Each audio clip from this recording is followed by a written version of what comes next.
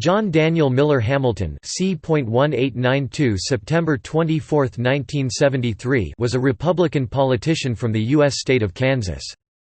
Hamilton was raised in Topeka, Kansas, where his father was general counsel of the Atchison, Topeka and Santa Fe Railroad. Upon graduation from preparatory school in 1913, he stopped in Chicago to see his father's friend, Dean Wigmore, who promptly invited him to enroll in Northwestern University Law School. Hamilton went on to become Speaker of the Kansas House of Representatives for the 1927 session and 1928 special session. He lost the Republican governor primary election to Clyde Reed in 1928. In the 1930 Republican governor primary he was the campaign manager for Frank Houka, who defeated incumbent Governor Clyde Reed, but lost in the general election.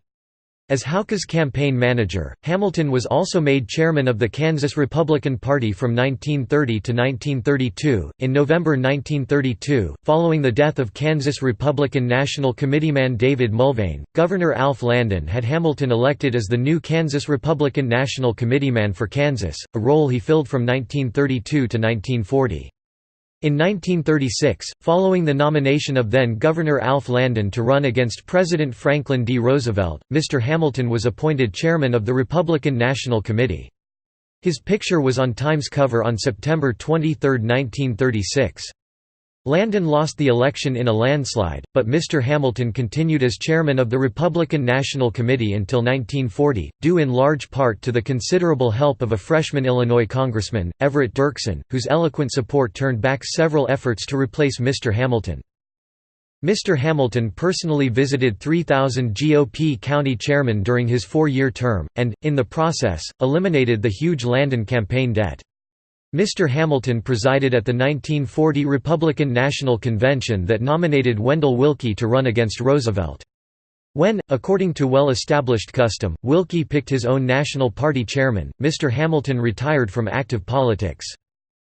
In 1940, Hamilton at the age of 48 resigned from the RNC and 2 days later married Jane Kendall Mason, 30, who a month earlier divorced George Grant Mason, Jr., member of the Civil Aeronautics Board in Tampa, Florida.